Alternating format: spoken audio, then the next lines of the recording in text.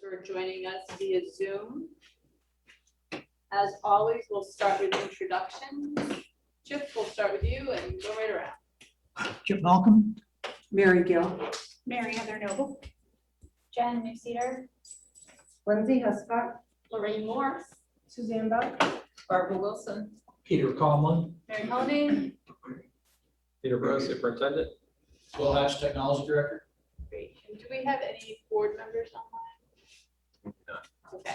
And Peter, could you read off who we have joining via Zoom? Sure. Allison Nura, Cheryl Cesario, Dee Birdhoff, MCTV, and Rick Bernstein. Great, thank you. As always, we'd like to welcome folks to take the opportunity to participate in public comment. There is no public here. If there's anyone on Zoom that has a public comment, please raise your Zoom hand, and Peter will bring you over into the panelist portion so that we can see and hear you. Okay, just- And for the record, let's show that Eddie Kumbe has also joined via Zoom.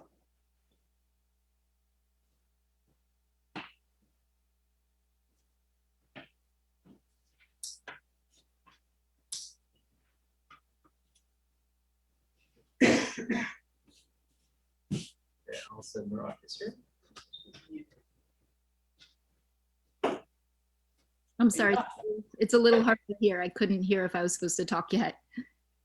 You're all set. Okay, great. Hi, hello to everyone. So my name is Allison Nurak, as you just said. I have a daughter at Weybridge going into 4th and a son entering kindergarten at Weybridge this coming fall.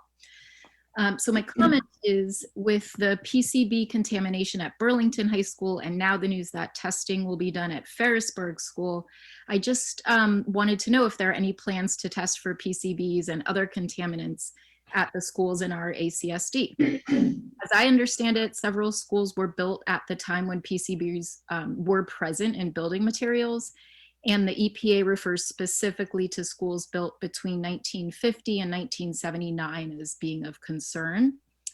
I also wanted to know what the district's protocol and practices on testing air and soil and water for other substances like nitrates and radon, for example. And I feel that given that the Burlington High School contamination led to total scramble for building space and a need for an entirely new building, I thought it would seem prudent to conduct this type of testing, if it hasn't been done already, in conjunction with the facilities master plan. Thank you so much. Thank you, Allison.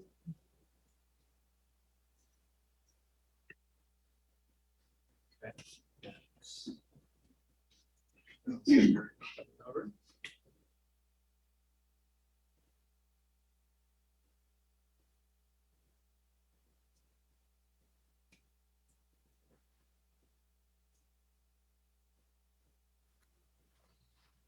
Is that working? Yeah. Great, You're all thanks. set. I just had a few quick things. One from the last meeting, Mary Heather was talking about, the work on the website, to provide more information for the public and things like board bios. And I think that's all really good, good ideas and useful information. I think one other thing that would be really helpful is what doesn't currently see is what towns the board members are from. I think that would be useful information. And also the terms, there's nothing about that on there, like when the terms are up. And so when that work's done, I thought those would be useful pieces of information to add.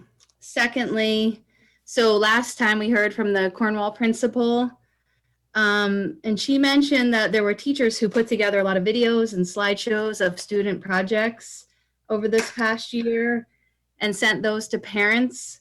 I just wanted to acknowledge the first grade teacher, Claire Benjamin.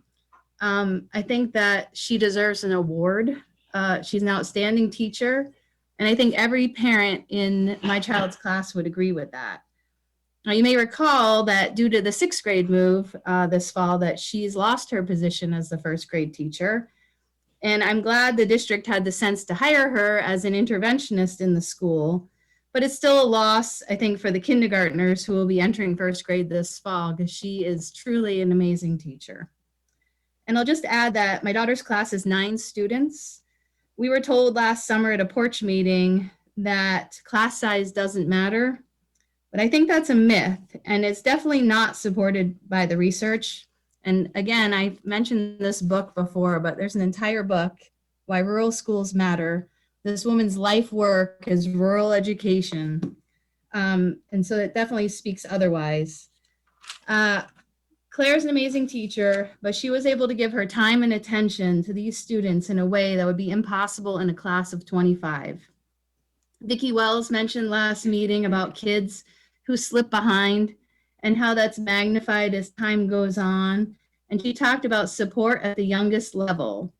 And I think our rural elementary schools provide that support through smaller classes and more personalized attention that wouldn't be possible in a larger consolidated school. And then lastly, I don't know if it's been determined yet if this virtual access is going to continue. I know there's a lot of talk in these meetings about equity. So really, I think this is a way you could continue to provide, this format as an option for equity for those of us who would like to be able to call in to comment and listen in between putting our kids to bed, because this meeting always happens right around, goes into bedtime pretty quickly. And I think that there will be a lot of parents out here who would appreciate that. Thank you. Thank you.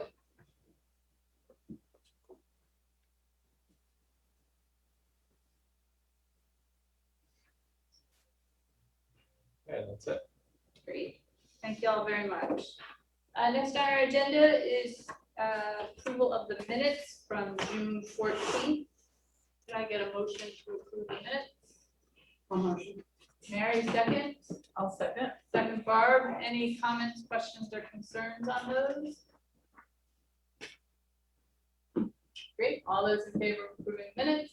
Aye. Aye. Any opposed? So moved. So great, like not having to look.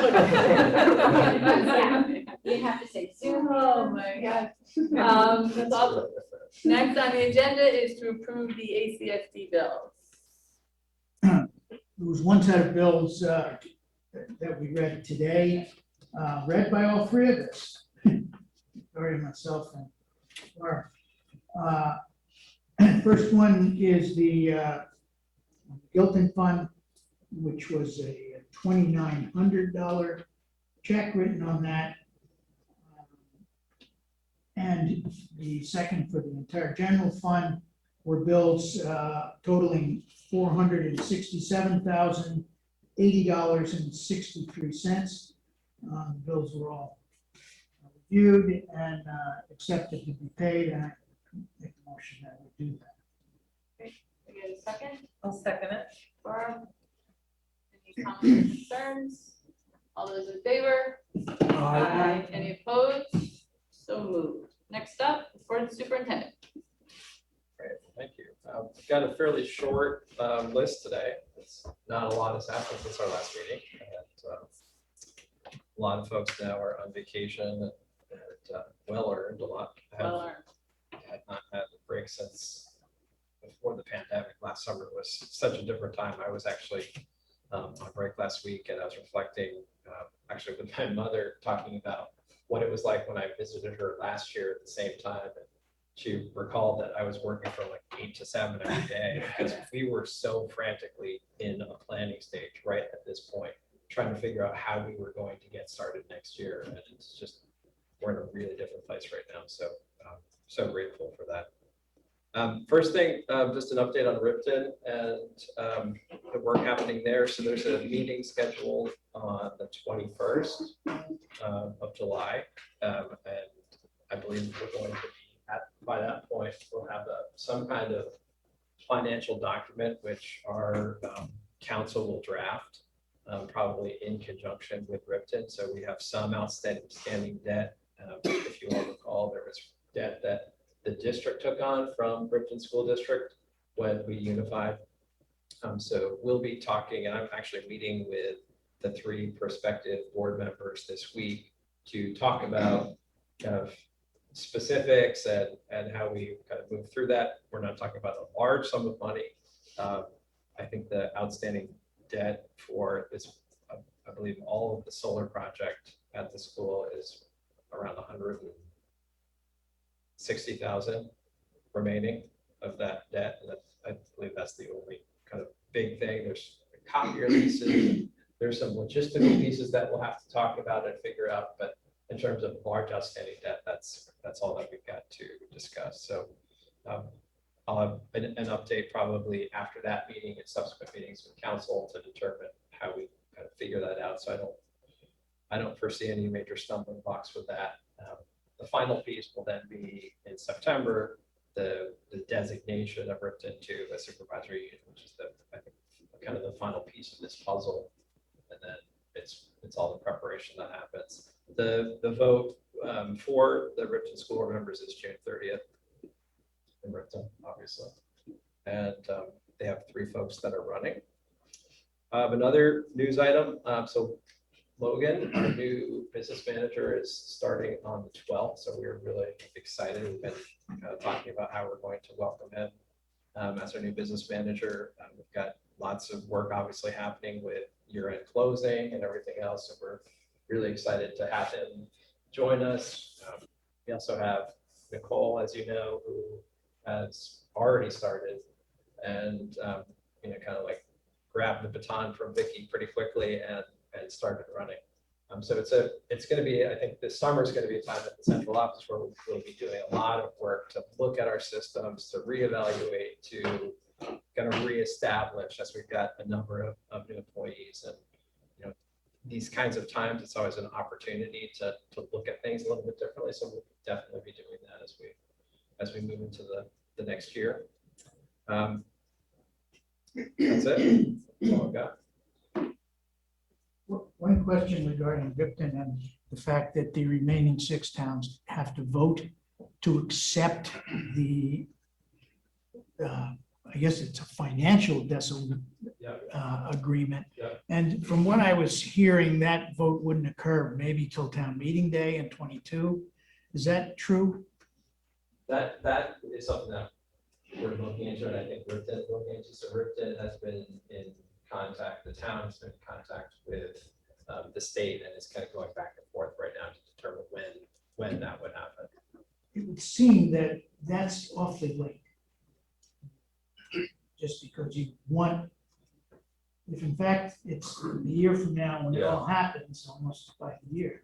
I think it might depend on how kind of easy it is to get done. So I mean, I think if we run into specific complications that neither side foresaw, that could change maybe how we look at kind of what that date is, and banking on that being passing across all of our towns to then be able to move forward. So I think it's something that will be. I'm not expecting it won't, but Yeah. I just think that if you delay what is a really crucial component of it, I mean, we've had both before that didn't always happen over the last 30 years that the way you hoped, maybe nothing like this, but I just think it's good to have it in fresh mind that I'd be a little uncomfortable with. Yeah. I think the cost of running a vote like that can be prohibitive for all these towns, so probably attaching it to town meeting. Well, I understand that. Yeah. I hear Yeah, what I you're saying. understand, yeah. Just- I have a question too about the debt. Who owes the debt? Do we owe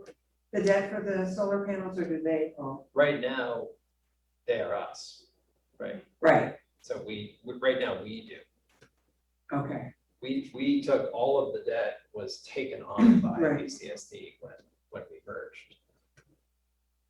But I think Mary's question was No, but who's gonna who's owe who's who? gonna owe who? Who's at the end of So this? we need to, in talking with council, at what we both kind of surmised, and we have to, kind of look into this to confirm it, was, if that debt could be moved from one organization to another, that it would be possible to then move that back to the original. Back to the original. Yeah. But if that's not possible, then it would be a debt to the district, right? If we carried it. So it could happen either way, but my assumption is because it was able to happen previously, I don't see why we wouldn't be able to return that. So they incurred the debt when they were an independent school. Yes, it Yeah, happened okay. prior to ACSD. Yeah. their electric bill is extremely low. Yes. Delightfully low. Yeah, Because of the solar There panel. were, well, presumably, Yeah. I mean, really low. Yeah. Like Any Is other, there a message there? $50 for- Yes. any other questions for Peter on that? No? so Good, well done.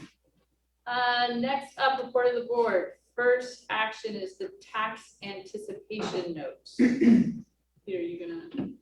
yeah, so every year we come forward to the board and request the approval of a tax anticipation note. This essentially kind of tides us over until funds come in and it's paid back.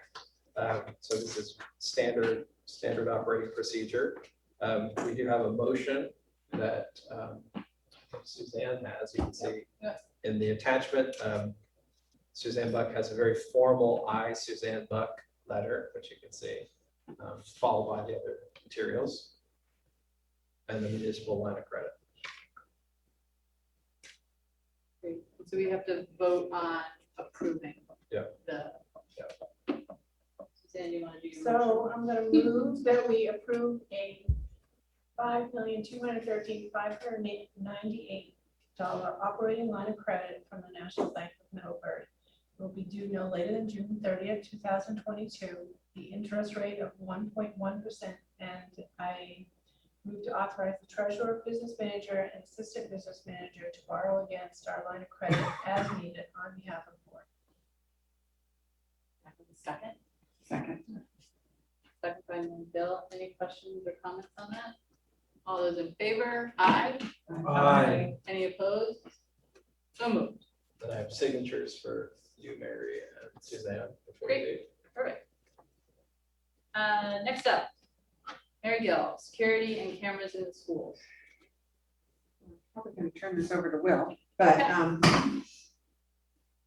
there were some, edits or adjustments that needed to be made on the, policy that we presented. I think it was 2 meetings ago, and so I'm gonna give it to Will. Clear it up for us. I don't actually have it in front of me. We simplified it some. Yeah, so the major question that came up in our last reading was the number of days that we kept recording. So we wanted to make sure that we were not doing a policy that we were stating either a set period of time when everything just goes away or not enough time. So we wanted to look into both all of our systems across ACSD, which currently are not all from the same generation or the same make. We're working on systematizing our security cameras so that we have one system across all schools that works. Some of these systems are a little bit more dated than others. So we are in the process of doing that. So we wanted to make sure that this policy works for us right now and works for us moving forward. So Will and I spent a fair bit of time talking through the policy, looking at what kind of fits for us. That the main change was confirming the 30 days on the policy. Will has been in contact, and you can speak to this, Betcha, also obviously because he is overseeing all of our cameras here, was able to confirm the period of time that we keep those recordings. And so we feel pretty confident in the current policy as it is. Yeah, the cameras that we have in all of our facilities, you can actually set the parameters for how long you want to retain the recordings. I just really wanted to make sure that the storage capacity was adequate to be able to store for 30 days, which it is. You can make adjustments with the sensitivity of motion detection. You could record continuously if you wanted to. We would get into trouble if we did that, so it's really a matter of getting those sensitivity settings correct. It's never going to be absolutely perfect. It depends on the distance the camera is from the motion, the light outside, etc. But I'm comfortable that it's going to be possible to retain data for at least 30 days. So I'll just be going into the local cameras and setting those parameters up. With Betcha, it isn't possible to set the parameters to a certain period of time. But after talking to Dee at Betcha, there's not really any issue with retaining for at least 30 days, which is why we put that particular language in there.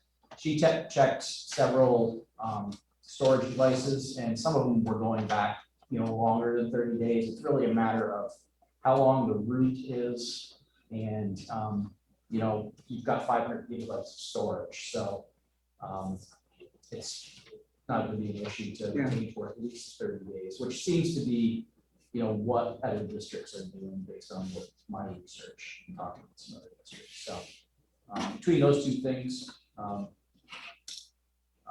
that's why the policy reflects that. And then we're working on an internal procedure document that's more specific about things like access to the systems, the procedure for downloading the data and exporting it, for reviewing it. Basically, a how-to for people who have access to it, so they know what to do. Not every building really utilizes the cameras, but they're more there for emergency and security. They do get into a little more in certain buildings. So Peter and I felt that it was a good idea to really kind of put something together that was a how-to, and also outline the way that the cameras work at Betcha, which is that there needs to be supervision when the recordings are viewed. Right. And I talked to you about that last Thursday, and that's indeed what happens there is the bus drivers have to see her, there's supervision present. Right. So this is actually a good exercise for me because I feel much more comfortable about the way that the recordings are being utilized on buses. Right. And gives us the opportunity to kind of hone in on how they're going to be used here, who's responsible for maintaining them. Yeah, more security, right?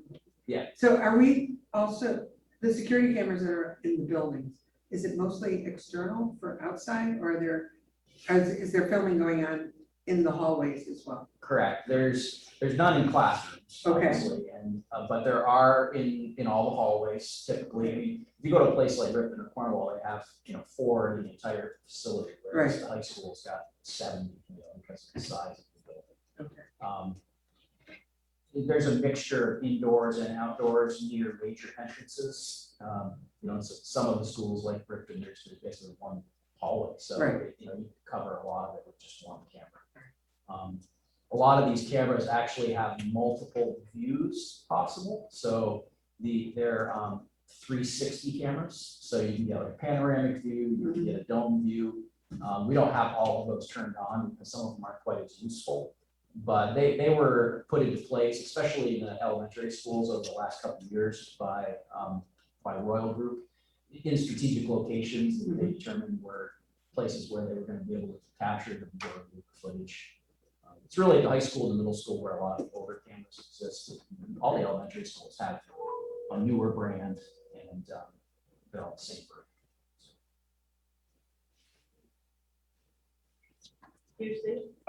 So I got a question, Mary.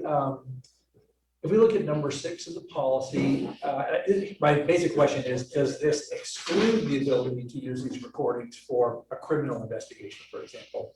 So if you read, it says security cameras shall be used only to, and we can skip down to assist school administrators in investigating misconduct on school premises or while utilizing contracted transportation services.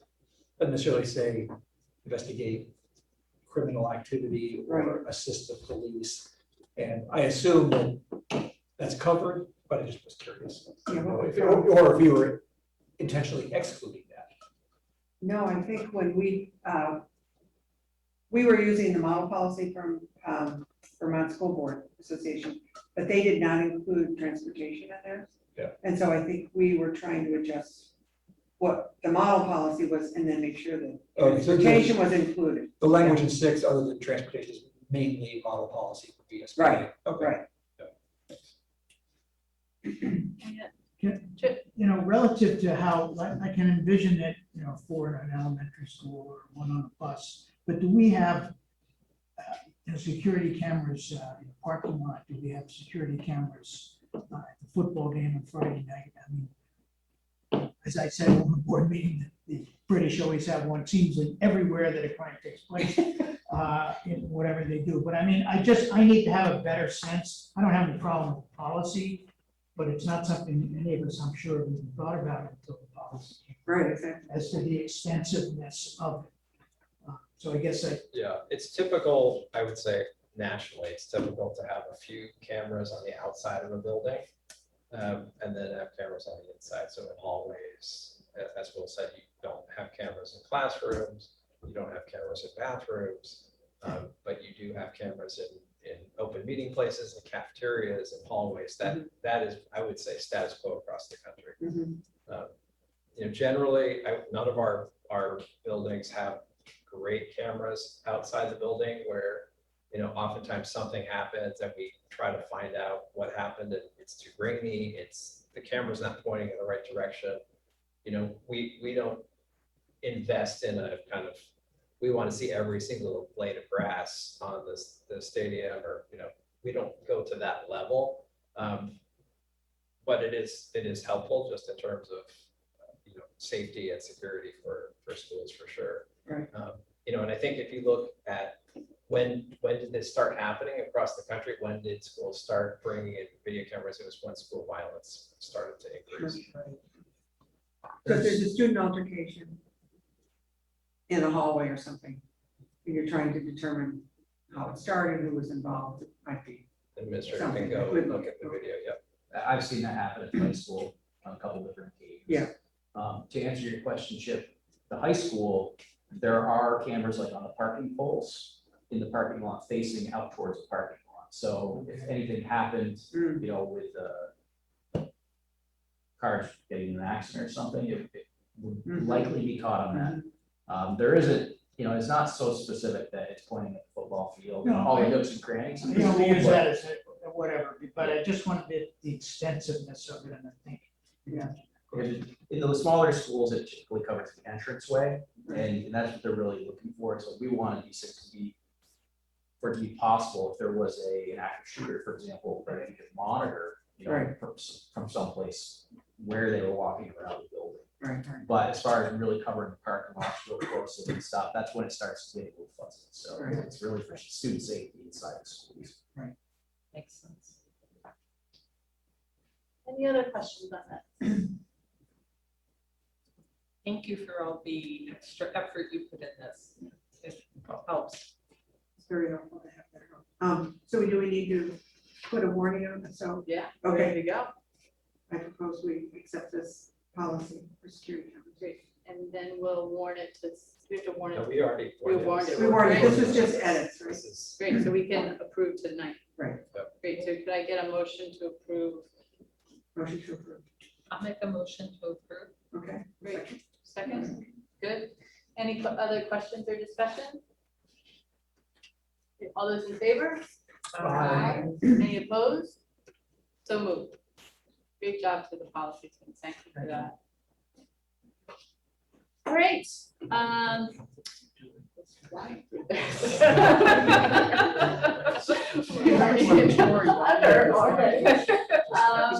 In other, from an announcement perspective, we did our doodle poll. We had almost everybody responded for the board member retreat.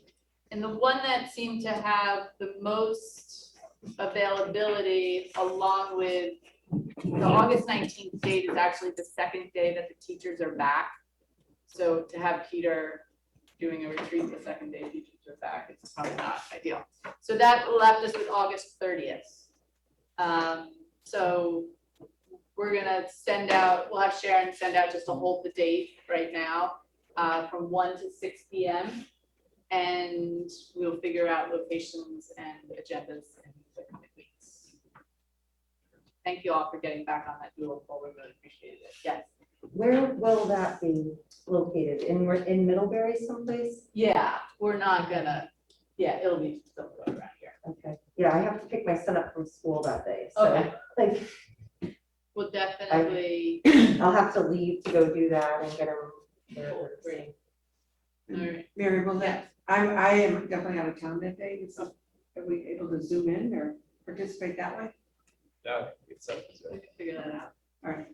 Yeah, need to have a Zoom because I have to work. This is the new normal. Yeah. Well, it's nice that there's an option. Yeah, no, it's true. Suzanne, you said yes to that date. Did I? Yeah. Then that was a mistake on my part, sorry. Because I know I can't take the time off from work because we're starting back up, so I apologize if I did do that. No worries. Barb? Yes, just an offer. Since I make sorbet, I thought I would bring little cups of sorbet for each of us to have a treat, if that's okay. Yeah, well. Someone's here. Why would I not say yes? Well, and I could put a doodle poll out for us.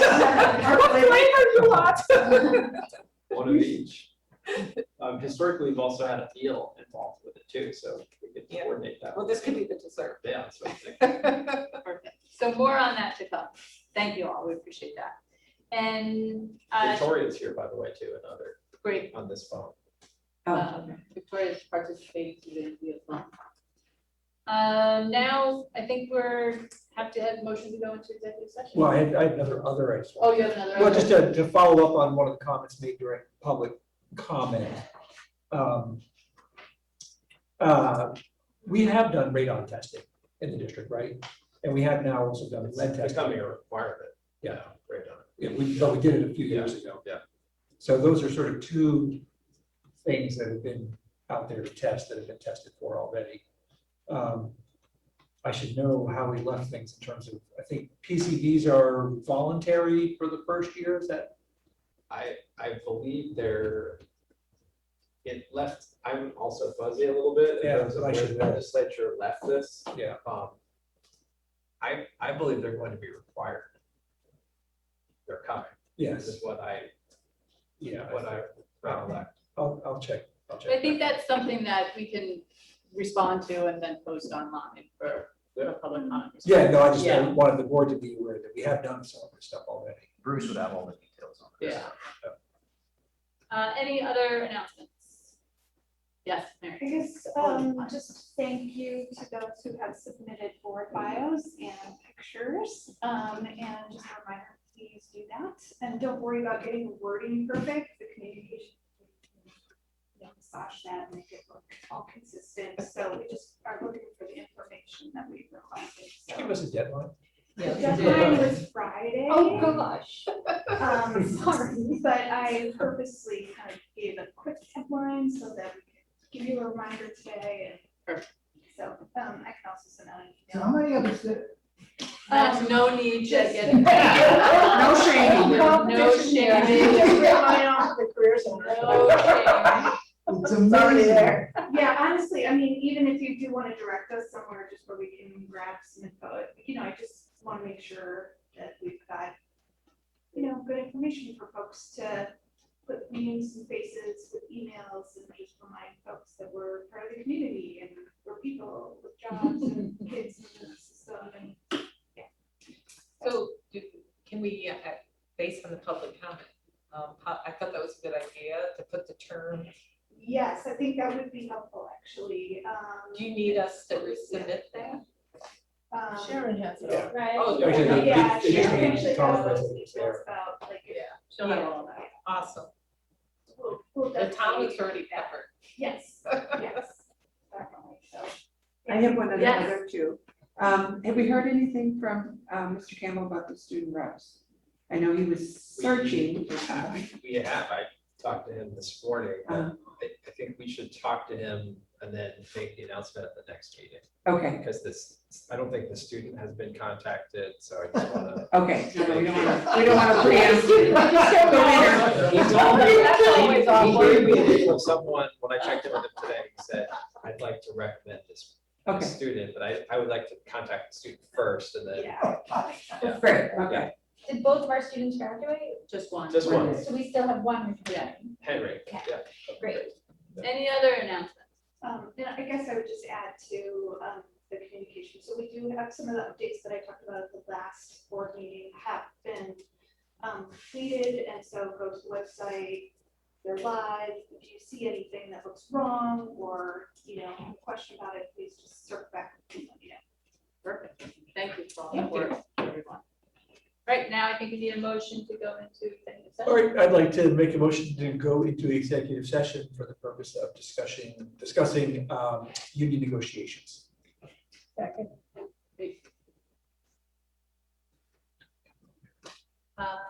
All those in favor? Aye. Any opposed? We are officially in executive session. Close that.